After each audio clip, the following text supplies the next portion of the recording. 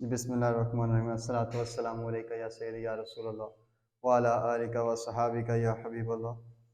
जी students, अच्छा जी, जो बहुत ज़्यादा हमारे ख़ास तौर पर हमारे इस एरिए के बच्चों के साथ मसला है वो है प्रेसी राइटिंग। और मोस्टली कंपटीशन एग्ज़ाम के अंदर हम सही तरीके से जो डोमेन और रेंज है प्रेसी की हम उसको फॉलो ही नहीं कर पाते। हमें बताया तो जाता है कि जनाब प्रेसी में ये है वो है, लेकिन यकीन जाने का कोई रॉकेट साइंस नहीं है, किसी किस्म का कोई इतना टफ काम नहीं है। ये बहुत इजी है, इंतहा से इजी है, लेकिन सिर्फ हमने इसको मुश्किल बना दिया है क्योंकि हम प्रैक्टिस नहीं करते। अगर हम इसकी प्रैक्टिस करना स्टार्ट कर दें तो ये हमारे लिए बहुत ईजी है और हम अच्छे नंबर स्कोर कर सकते हैं। तो चलिए आज हम थोड़ा सा इस पर डिस्कस करते हैं कि प्रेसी को हम कैसे बना सकते हैं, इसके रूल्स क्या हैं। नॉर्मल हमने रूल्स सारे पढ़े हुए हैं। 1/3 होनी चाहिए जी, फिर उसके बाद जी 1/3 अगर नहीं होगी तो आपको नंबर नहीं दिए जाएंगे जी।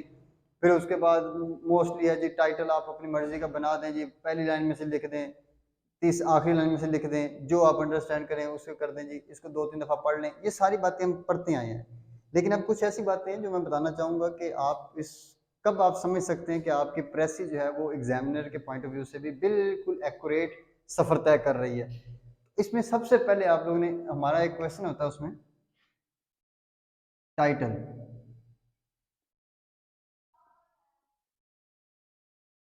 हमने टाइटल सजेस्ट करना होता है, नो डाउट ये क्लियर है कि 1/3 लिखना है हमने। प्रेसी का जितना भी होगा वो 1/3 लिखना। बाज़ औक़ात हम गिनने बैठते हैं 1 2 3 4, हम लाइन टू लाइन गिना, ऐसे कोई बात नहीं है। आपने जस्ट लाइन गिने, एक लाइन के वर्ड गिन लें, टोटल लाइन के साथ मल्टीप्लाई करके उसको 3 पे डिवाइड करें। वो अगर फर्ज करें लेट्स सपोज अगर 300 वर्ड्स हैं, हम इसको 3 पे करते हैं तो ये 100 वर्ड्स आ जाते हैं। अब कुछ स्टूडेंट ऐसे होते हैं जो कहते हैं कि जनाब टोटल गिन के 100 लफ्ज़ लिखने हैं। ऐसी बात नहीं है।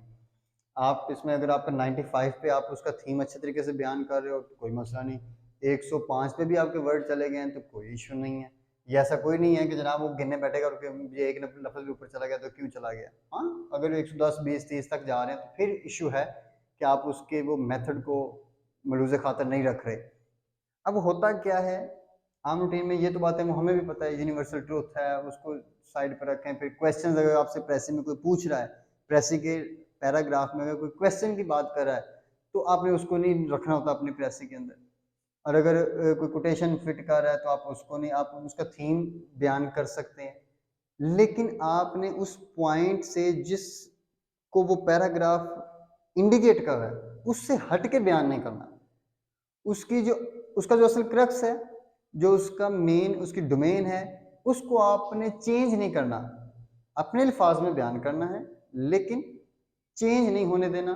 अब कई ऐसे मैंने सुना है कि जनाब वो कहते हैं कि आप प्रेसी के अंदर जो ईडियम्स हैं उसका इस्तेमाल किया करें। आपका मतलब 3-3 लाइनों के लिए एक ईडियम इस्तेमाल होगा। भाई देखें, प्रेसी का मतलब क्या है, आसान और फहम तरीके से बड़े ज़्यादा पेज को छोटे से हिस्से में बंद करना, और अगले जो आपका पढ़ने वाला रीडर है वो इस तरीके से पढ़े उसको कि उसको मतलब वाज़ेह हो जाए।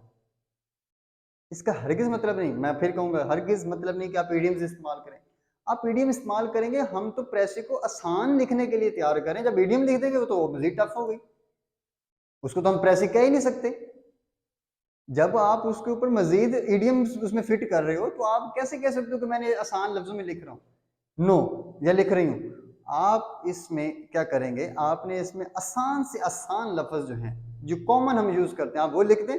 आपने उसका थीम बरकरार रखा है, आपने उसका जो क्रक्स है उसको चेंज नहीं किया, आपने वो टारगेट अचीव कर लिया, आपको नंबर देगा वो। अगर आप उसमें इडियम्स फिट करना स्टार्ट कर देंगे तो फिर आप ये ज़हन में रखें आपने तो उसको मजीद मुश्किल कर दिया है। बेशक आप उसको कंक्लूड करके लिख देंगे लेकिन आपको नंबर नहीं मिलेंगे। आपको उन अल्फाज को थोड़ा हल्का करके और थोड़े अल्फाज में बयान करना है उसके मामलात को, ताकि वो क्लियर क्लियर हो। अब सबसे पहली बात टाइटल, एक बात ज़हन में रखें, ये शायद आपने पहले सुना हो, टाइटल आपका या तो पॉजिटिव शो करता है, positive behaviour, negative behaviour, neutral बात नहीं होती कोई भी, ये बात ध्यान में रखें।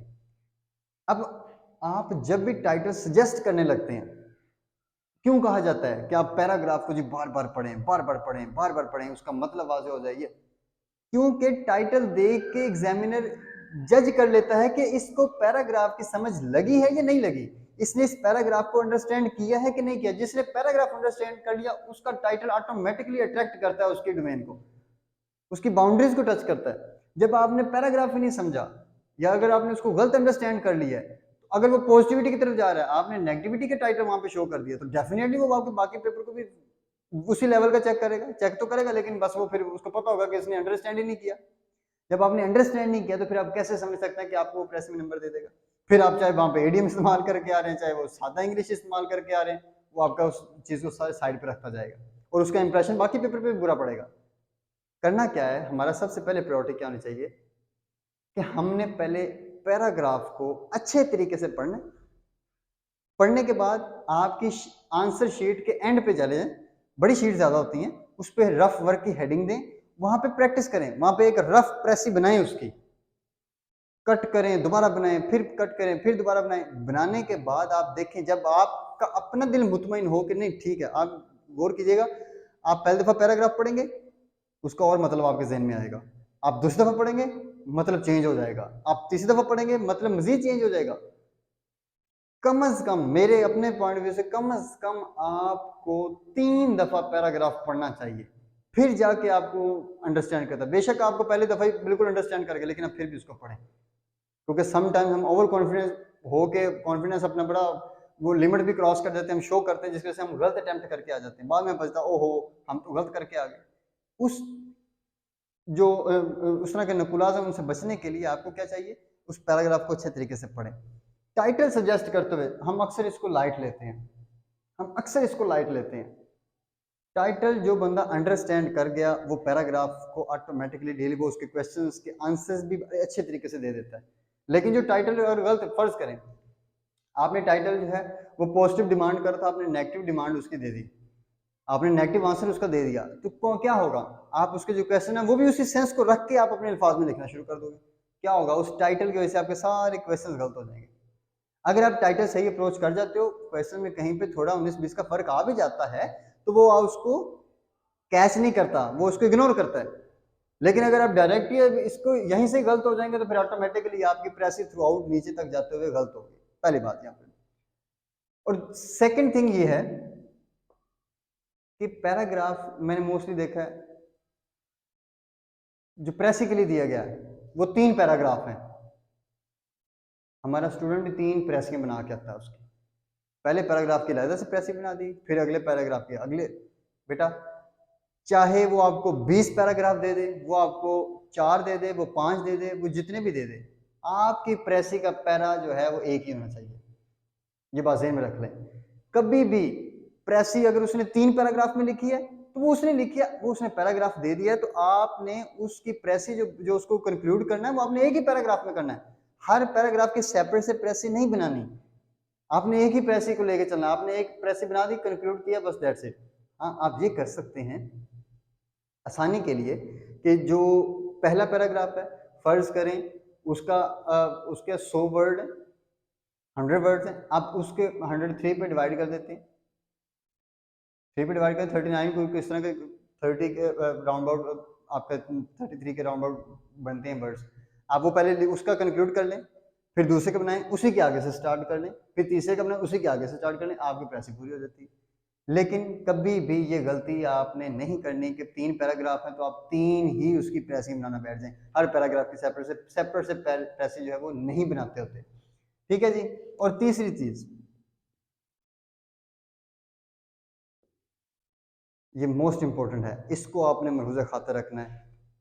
बेटा किसी भी, मैंने पहले भी रिपीट किया है इसको, किसी भी किस्म के राइटर की सजेशन वहां पे नहीं देते होते।